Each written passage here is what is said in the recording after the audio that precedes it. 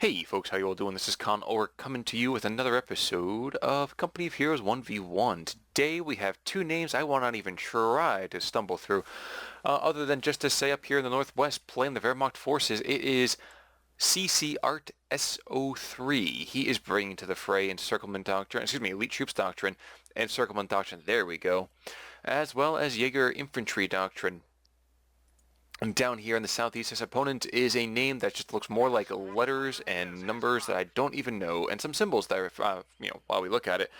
He is playing the United States forces, obviously. You can tell by all the wonderful little circular logger setup that he's got going on here. He's bringing to the fray Armor Company, Tac Support, and Heavy Cav Company. We are already going to see that Art is going for the Elite Troops Doctrine. Probably going to tech up all the way to that the Tiger Ace. It's going to the Panzer Ace. But the Tiger Ace, guess we kind of could have expected that with he's not called Ace for nothing. I guess otherwise that bulletin would have been completely and totally worthless for a bit of time. But we guess we can't really quite say for sure. Would be interesting to see our American player go to something like, the Heavy Cav and get himself a Pershing and have a Pershing versus Tiger Ace. I'd have that. It'd be kind of tons of fun for me. Tac Support, maybe not so much. That Calliope will get wrecked. And the M10s, despite being, cheap as all get out and nobly decent at fighting off, let's say, lower German armor, with the Tiger Ace, I imagine they could be eaten for breakfast, lunch, and dinner. That'd be kind of bad. But in any case, this is Road to Kharkov, and we're going to see the first engagement happening between these rear echelons and these Pyos out in the open. Of course, he's going to get behind this cart over here and pretend that they're Amish for a couple seconds. Well, Amish with a couple of submachine guns. And with the assistance of their allies up here to the north, I can't help but imagine that these rear echelons really should probably book it out of here soon. And they're going to back off suppressed and might even see them get knuckled back into their own deployment zone here.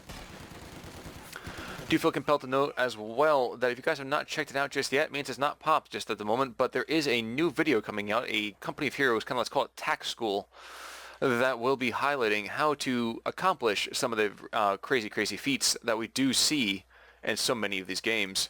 Kind of a small checklist to hopefully kind of hone your own play as well as my own, to really kind of see what goes on with that. Riflemen somehow have not found themselves crawling until they get to that stone wall, and at that point they just kind of leap over and it seems that they're okay. No issue right there. Very early on, we're going for a very US meta build. Trip Rifleman, here's that mortar. We're getting kind of used to that by now, I'm sure. And it's kind of hard and a little bit annoying sometimes, I guess, to see it, but this is not OKW, so it might be a slightly harder time to be dealing with it as the Wehrmacht here. But you know what, at least we know, since it's not OKW, at least we know it's not going to be like, oh look, it's a, USA beats all kind of strategy here. We will see a very quick tech up happening to Battle Phase 1, and these Pyos are getting hammered. Unfortunately, it seems for that machine gun crew, a very local counterattack will see them flanked and pushed away, and I've actually never seen these barrels explode randomly before, until just now. But there is a Pioneer squad that's been picked off, and there's also going to be a Rifleman one as well, so a lot of very quick bloodshed happening on this field. 500 to 482, it is now a very light infantry map. I don't mean light as in like, hey look, they're Jaegers, because those guys don't come out for another half of point just yet, but rather the fact that there's very minimal infantry on the map. And just in time, we're going to see a 222 come out from Art. He's going to call that in just before his own fuel kind of gets decapped and cut off here. The Americans, of course, are seizing this amazing strategic point that pretty much disconnects everything that's valuable for the Germans. Of course, the Germans are trying to do the same thing to the Americans, and unfortunately don't have that accomplished, namely because the Americans are dominating the map so much. But that 222 is out, and as is a Pyo squad with a flamethrower. So if I were these riflemen, I would probably rifle myself back to base and get out right now. But no, they seem committed to hold on. And indeed, we even see their brethren up here to the north getting suppressed, but they might be able to take that point before they're forced to retreat. No, they're inside this house now. They're not willing to give that up. They say, you know what, ground must, once taken, must not be surrendered without the actual direct order from your general. And, you know, maybe that'll work, maybe that won't. But right now we are going to see that his troops are going to take a good shellacking. Probably even more so in a couple seconds here. Not even going to drop any kind of troops on retreat? No, instead this mortar starts firing down and is unloading on these pioneers. So very, very close there, but not you know, no cigar, so to speak. Mortar's going to get pushed back, though, by the threat of that 222, and that guy rushing forwards will be enough to send them scurrying for cover. Now we have stormtroopers coming onto the field, so this is going to be kind of fun, too. Stormies are always I don't know, they're not as often used as they used to be, I will say. I imagine we'll see the rifleman over here trying to cap out, be pushed back a couple seconds here, but maybe as they shift forwards to pick on this 222, the Stormies will pop out and attack? Maybe? Just maybe? No. Instead, we're going to see the mortar go down before the rifleman can even get up there to support it. And indeed, if he picks this up, we might see him get forced back. Will he get picked off? I don't know. No, he won't. Instead, we're going to see these Pios that do have that flamethrower, the Flammenwerfer 35, getting flanked yet again, but getting saved at the last second by those MG42s. So while there's not been stellar play necessarily by either player in this particular map thus far, we are seeing some very, very interesting positions. And you have to kind of really, you know, tip your hat for a second or two to Art for having that very, very good machine gun position to support his forces. Unfortunately, he doesn't have anybody to support his machine guns, and they are going to get knocked off the map super quickly. Might even get dropped on retreat. No. Instead, we're going to see the captain be forced back by the second machine gun in these rear echelons. Not going to do a whole lot firing on the move. Those guys are rather unwieldy. Very, very minimal effort. Or minimal accuracy, rather. I mean, these guys are not made for shooting. They're made for building things, for God's sake. And proving that, they're going to bolt for cover, realizing that right now they're totally outgunned by a, you know, a light armored vehicle that still has double digits, probably 15, 20 millimeters of armor on it. Yeah, don't we really want to fight against that too long.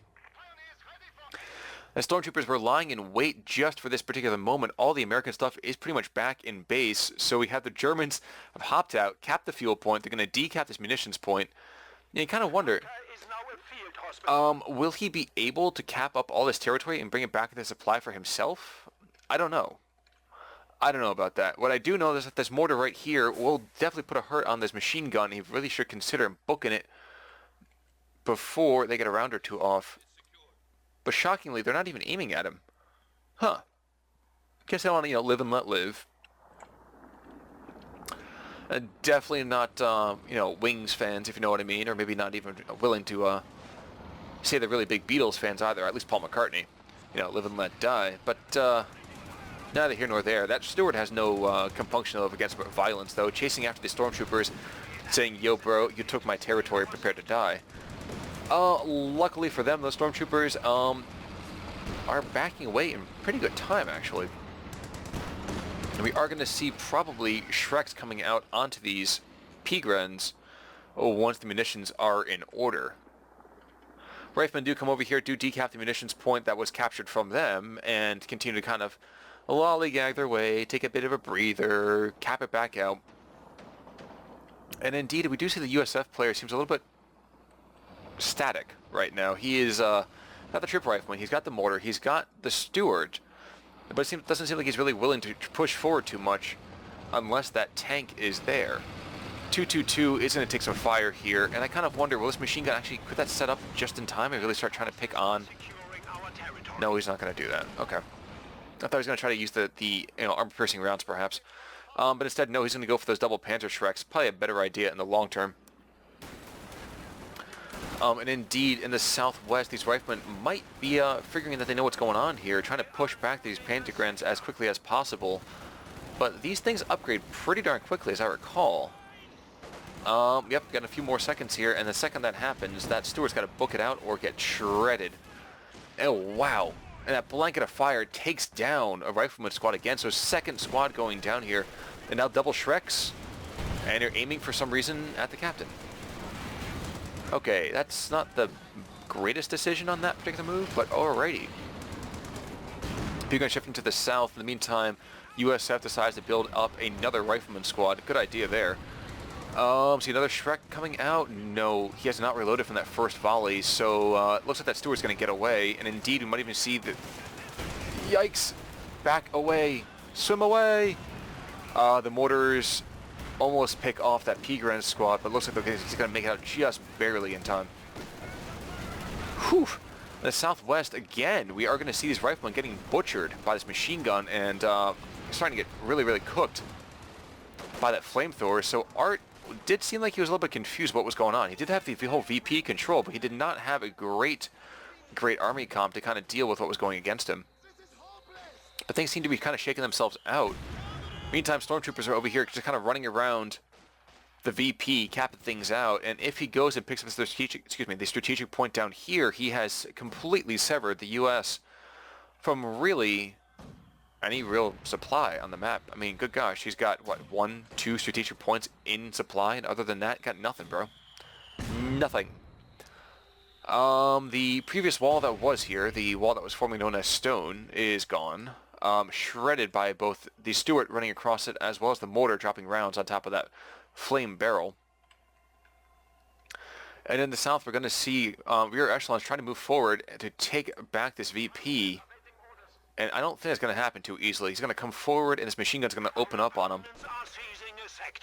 Any second now. No. Okay, there we go. I was going to say, he's not going to be taking fire right now? That's a complete and total shock to me. 222 is coming up here to put some more pressure on top of these rear echelons, and is now down to a dual cap just barely, but he's got exactly what he needed to do. He has decapped at least one of those to get the trip cap down a little bit, and might be able to turn this into a slightly less violent of a bleed. 222 in the meantime tries to do a run through over here, runs right literally through all the particulars, all the riflemen on the map right now. Stewart doesn't even do a whole lot to it. He gets off in a couple of rounds or two, but, you know, pinging off the rear armor, not doing a whole lot. Machine gun in the meantime is going to reset itself. He's going to take some fire from the mortar, but he really should be able... Oh no, grenade comes in the window, and that's going to hurt. Yep, dropping guys down about 50%, drops a model just barely after that. And this machine gun's got to be careful. And alrighty. Alrighty, before 98 to 364, we are actually seeing the riflemen threaten to start capping out these points. And it's really by the grace of God here that those P-Grens have not been able to really, really butcher this rifleman. Never mind, that might actually happen now. This squad is somehow super wiped out. Not wiped out. Spread out. We had a rifleman up here, and now you see where they are right now. They're taking negative cover because one bro is out on the middle of that road there. Interestingly, we see a very, very late sniper coming out, 498 to 355. That sniper might be effective enough in picking on that mortar, which really is not the most protected at the current time. And it seems that the Stormies have decided to get themselves a Shrek as well. Not my first suggestion. Stormtroopers are definitely there to be aggressive foes, but being that aggressive with them, and on a Shrek when you already have a couple Shreks on the map, maybe not the greatest of options. 57 mil is going to come out for the Americans. He's got a 2-0 cap right about now. It's about time, too. 14 minutes in, he was down a significant number of tickets. This machine gun's going to line up, maybe, or he's going to run right smack dab into these riflemen. Oh no, grenade coming out. This could be a bad thing. Oh my gosh. Barely making it away? No, instead we're actually going to see the rifleman getting suppressed, so lucky for that last gunner here. And indeed, we're going to see a slight blob happening, but somehow mutually supportive with this. Stormy's bringing up the rear, of course. P-Rent's coming up as well, but really it's just those Pyos are kind of trying to be aggressive somehow. Not the greatest of tactical decisions here. But I guess when you have a number of Shreks out on the map, you can afford to be a little more cavalier. Meantime, 222 does catch out the mortar team, and is probably going to cut into them pretty deeply. Captain, in the meantime, is going to try to move forward to really take him out. but that smoke is going to allow him to safely squirt away. Manufacturing capability has been increased. Alright, Art has gone to battle phase 2, and we have still not seen another officer coming out for the USF. We are going to see him call in some Rangers. And oh my gosh, could this be the death of the Stewart? I don't know, all he needs is at least probably one more round, one more salvo when he could see it. No, instead he makes it away just barely, luckily right there. And we're going to see a nice little decap happening out for the Germans, but that cap is not going to last too long. With BARs on the way, we are going to see them forced back rather expeditiously, and there they go.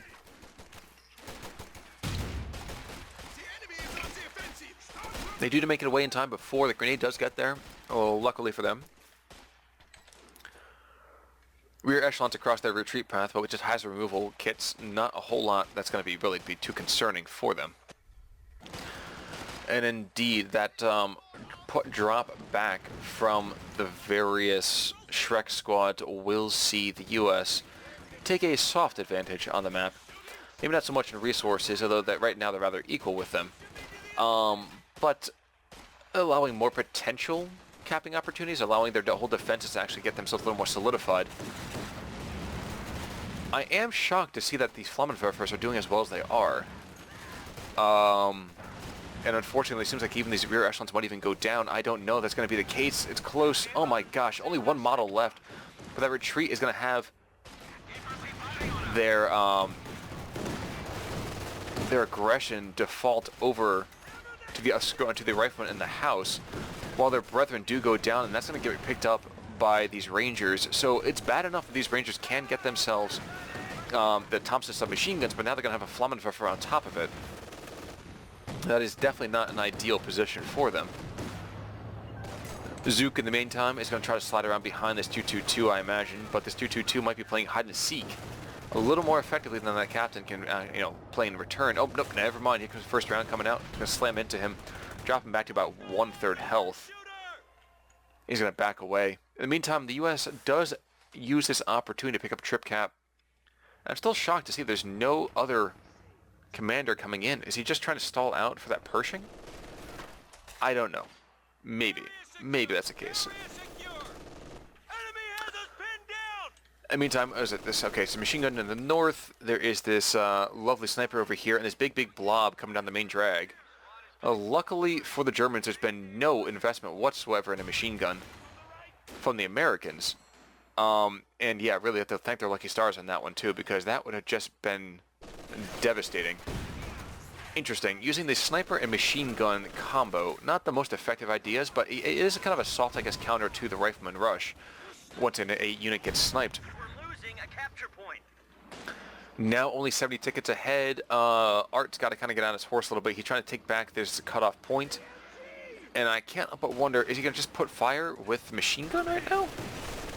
Not efficient, necessarily. We're going to see instead these Pios moving forward, trying to cook those Americans and show them what the July 4th really looks like.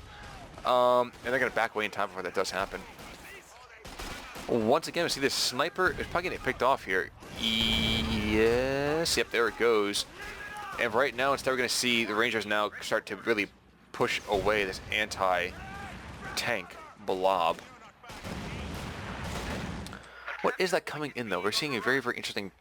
Yep, boom bar. Interesting. He hasn't seen a whole lot of allied armor, allied vehicles at all, so really using a boom bar right now is a potential opportunity. Not a great one, but it's a potential one. With the addition of his Pigrens, he can take out this Stewart, and if he continues to run them in a giant blob the way that he is, we definitely could see a dead light tank before too much longer. Now this machine gun is going to go and start using the armor-piercing incendiary rounds on that Stewart, but with the help of that mortar, we're going to see him pushed back super quickly. 346 to 334, it just seemed like just a second ago that the Germans were up it by quite a bit, but that no longer seems to be the case. Instead, we're going to see this Stormy and Pigren squad come back out here, and this might be the death of the steward. He's out in the open. He's not going to get away from this. He really shouldn't. Destroyed engine. He is up. It gets brewed up, though, by that last coup de grace Shrek. And now with the broom bar on the field, the Americans don't have a whole lot to really take care of that. Yes, that 57mm doesn't have to worry too much about getting circle strafed to death, but yeah, there's still got to at least be a machine gun at some point, I imagine. First round comes in and takes out a model from that mortar team. 57mm doesn't even set up still. He's just kind of like, wait a second, was I supposed to shoot at him? My bad. One small bit of victory, though. The Shrek-bearing Pigrens are down and out. Rifle grenade comes out, trying to take out, even maybe disable the broom bar, but it's not going to happen. He's just too powerful there. Round coming in does take out a couple of riflemen, but the 57mm is going to push him away. Not quickly, mind you, but still going to push him away. And I'm wondering is... First of all, how does Art have that much munitions? Enemy has broken our supply lines. Never mind. No more munitions. And the world makes sense again. 21 minutes in, 305 to 334. The Germans are threatening a decap down here in the south. But in the northeast, it pretty much looks all red-blooded Americans here. The enemy is gaining a foothold. We are down to 300 points. The Pac-40 has hit the field, not entirely sure why. And indeed, we're going to see this broom bar repaired and refitted. We'll slide back to the north while the Americans do attempt to get out of that butchering machine gun.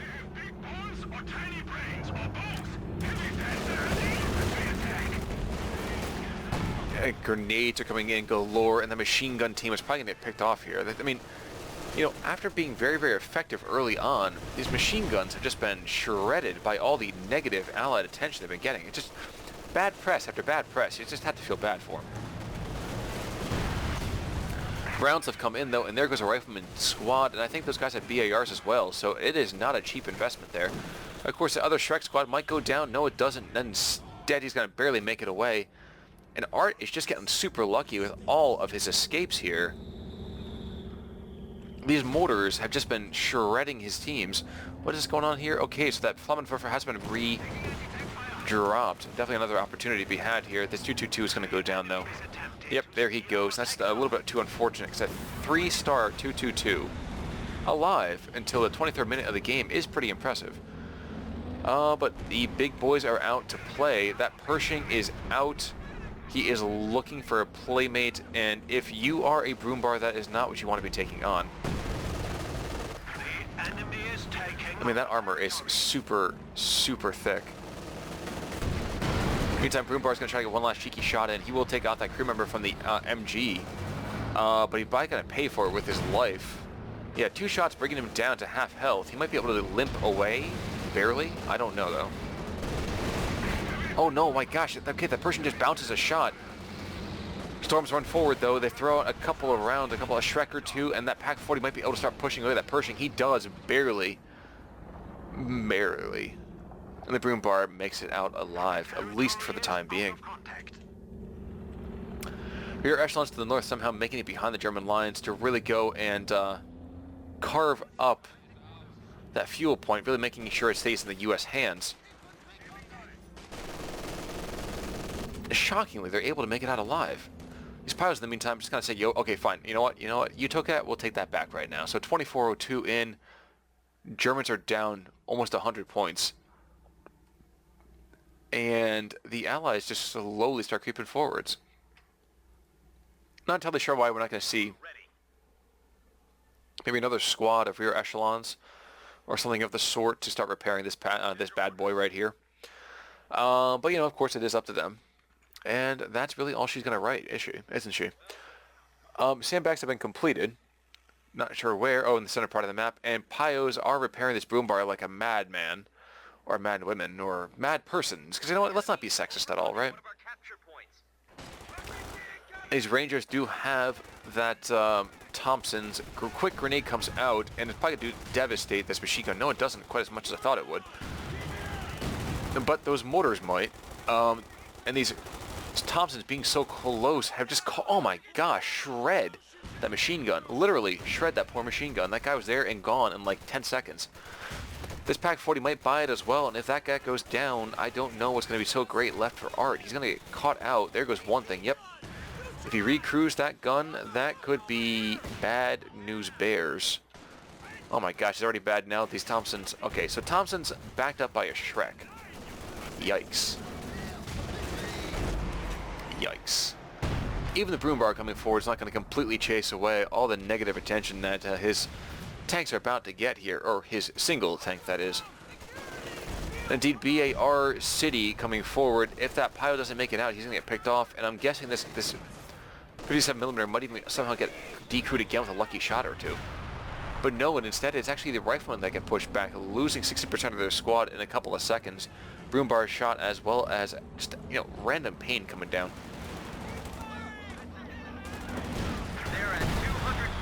Oh my gosh, that is one beat up captain squad as well. So we're seeing some very, very strange support weapons on these squads.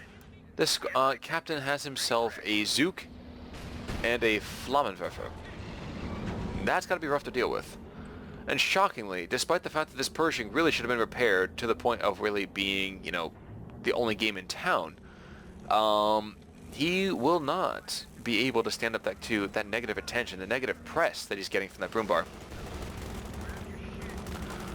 Of course, neither will the machine guns over here if those Thompsons are left unchecked. But they are not left unchecked. They're going to be forced back, at least for the time being. And we're going to have ourselves a slight breath. Never mind, as the Broom Bar takes hammering and the Pack 40 gets decrewed yet again. Oy vey. Oy vey. So not the best top-tier play here. Indeed, we're going to see the Broom Bar probably get picked off. Because that Tiger Ace is still a little bit of ways off. Actually, not too long. Just actually less than a minute here. This could be interesting. The enemy is overrunning one of our capture points. Interesting.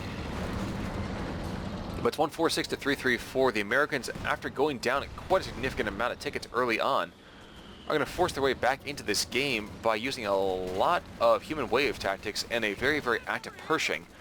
Though, shockingly enough, that Pershing has only gotten 2 kills to his name. And other than that, it's really been these mortars that have been, kind of, in my mind, at least the saviors. 4 kills on one, 4 on the other one, but they've just been able to just rain down holy hell upon the German lines. Troops on the front line. So, in probably about 30 seconds or so, we're probably going to see that Tiger Ace coming out. And when that happens, there's going to be very, very minimal fuel income left for the Germans. Not that they can really have it drop any much further. I mean, geez, plus 6 munitions, plus 4 fuel. They're practically living in, like, the Rwandan economy. And the Pershing apparently is so sure of himself, he's going to, like, you know, moontrack his way across the map. Not even deigning to show himself to the west. Oh no, that fuel income goes all the way down. Yikes. And yeah, there is nothing left. But that Tiger Ace could seal the deal for Art. That's really the question now, isn't it? With the Broom Bar on the field and the Tiger Ace, we could see some really, really big fireworks. So of course, Blitzkrieg, greater accuracy and range, and they navigate the field with ease and fire with greater frequency. It is almost to the level of that Tales of Valor Tiger. I mean, that guy was a freaking beast, I'll tell you. Unfortunately for him, he doesn't have vehicles prioritized. Instead, he's just gonna, there happens to be a tank. I guess I'll shoot at him now. And the Broom Bar and the Tiger Ace decide to just continually to throw rounds into the wrong target. Tiger Ace, my friend, your job is to take out that Pershing.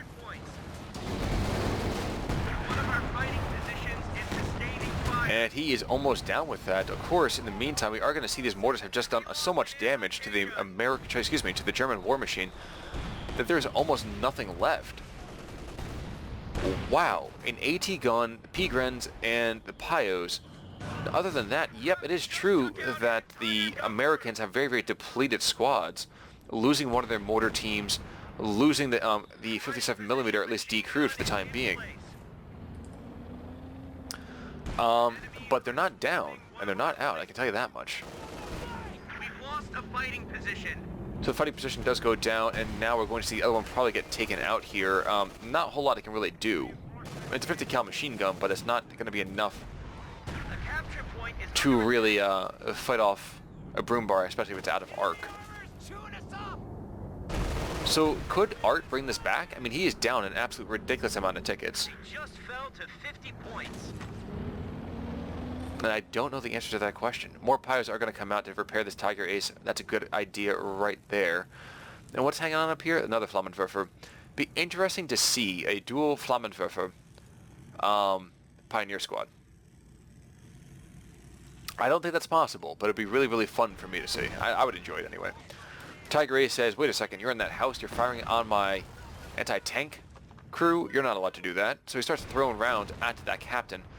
And we'll do very, very well. I mean, his accuracy is pretty intense. Of course, it is also like shooting at ducks with a howitzer, so there is that. Rifleman, in the meantime, try to go and be aggressive to this broom bar and going to be convinced of the folly of that in just a second here. And after long, long last, it is a major getting called onto the field for the Americans. And I also see the 57mm. Is that the recrewed? Yes, it is recrewed. Where is he? He's right by the Pershing, which has been repaired back to almost full health. Actually, excuse me, has been go back to full health. 57mm though, he will have the opportunity to pop the APDSR rounds, well, APDS rounds. And those things are quite devastating, let me tell you. If you've ever seen Battle of the Bulge, the movie, you will hear them refer to them as hyper shot. Mostly because Sable rounds were a thing of the future when that movie came out. Guess they didn't really realize how intense some equipment actually was. But 32 minutes into the game, and we see 32 to 327, so a lot of 3-2s happening on the map right about now. And another hazard removal package given to these rear echelons.